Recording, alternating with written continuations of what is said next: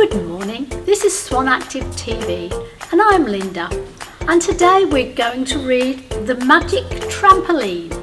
Hope you enjoy it, children. Let's see what adventures these guys are going to have. So, Misty the alien really wanted to go home. The boys brainstormed, they scratched their heads, they doodled. Chaz, the thinker of the four, suggested, "Guys, the magic trampoline is still outside." Everyone agreed it was the perfect idea, but Haz took command.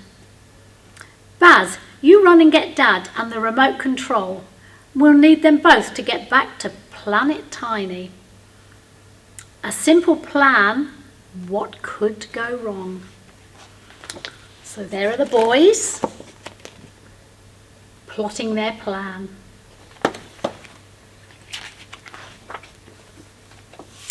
Dad and Baz were already there, bouncing on the magic trampoline. "Dad, is the remote control still set for Tiny Planet?" But Dad didn't check. "Press that magic button, Baz," the boys shouted. Baz already had. The trampoline wobbled, colours swirled, stars appeared and twinkled around them. Boom! Up they went, over the house, through the clouds, higher and higher into the sky. But something was wrong. They should have been in space by now. "Hey, this isn't the way home," Misty squeaked. And there they are, all flying around in space. Can you see them? Down they went, slower and slower, lower and lower, until they landed safely on their magic trampoline. Where were they? It sure wasn't Planet Tiny. It was the South Pole. If you have ever been to the South Pole, you would know that it's very, very cold there. In fact, it's teeth-chattering, eye-popping, finger-numbing, toe-freezing, non-stop shivering cold. Can you see them all shivering? And all the ice? It is cold, isn't it? "Hello, friends." The boys, Dad and Misty all jumped in shock. A small, very smelly penguin waddled up to them. "Did you just talk? I mean, has anyone ever been talking penguin before?" Haz asked. Everyone shook their heads except the penguin. He just nodded. "We're freezing," Chaz added. "Can you help us get warm?" "Of course I can. Waddle this way. My house is warm and cosy." The snow was deep and soft and cold and very hard to walk through. Before long, Mr. Penguin's house appeared. Oh no! Mr. Penguin's door would fit a penguin, but not humans or aliens. Now can you see where the penguins live? Can you see their little houses made of snow and ice?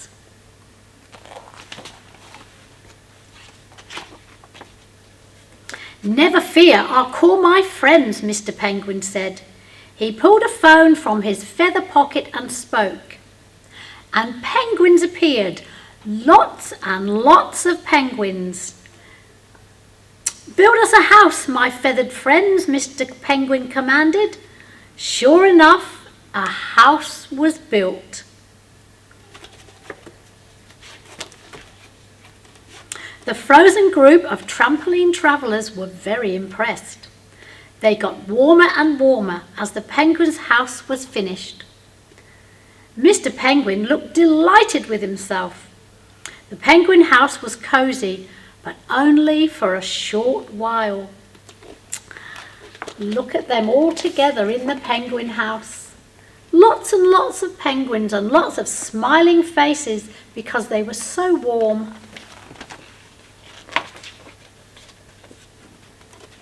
Hey, what's that? Ches asked. It's a bit smelly, Chas, Haz said, scrunching up his nose. Don't touch it, someone yelled. Too late, Chas already had. It's warm, it's stinky, it's yucky, it's goopy, it's penguin poopy. Let's get out of here quickly. Haz and Misty burst through the smelly penguin poop house wall and landed in the cold snow outside. The rest of the crew followed, and now they were freezing again. They certainly don't look very happy, do they?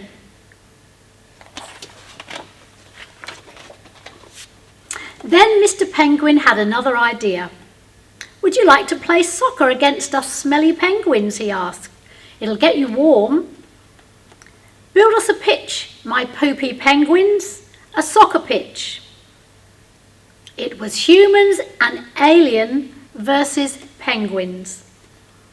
The penguins put up a good fight, but in the end, Haz, Chas, Baz and Misty were just far too good. They had skills. Final score, humans and aliens 54, penguins 53.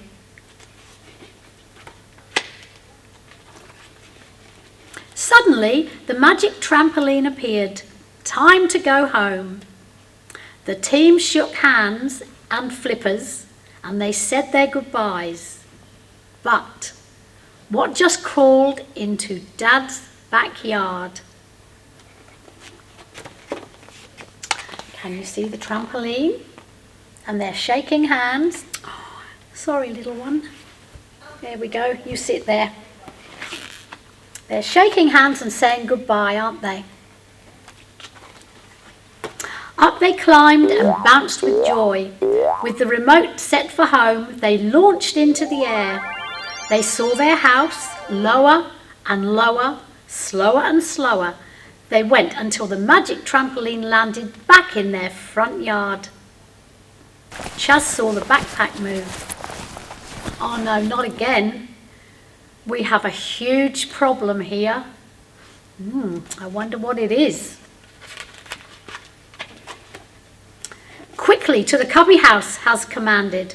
The four penguin poopy covered boys, one cheeky alien and one smelly magic little penguin, cuddled up cozy in the cupboard. In the cubby, not the cupboard. Mum will totally freak out if she sees us, Chas said. Just then, Mum's pointy shoes appeared. Can you see them in the cubby house? It's a bit poopy in there because it's a bit small. What are you boys up to, Mum said. What on earth is that stinky smell? Mum, Haz said nervously, our trampoline is magic.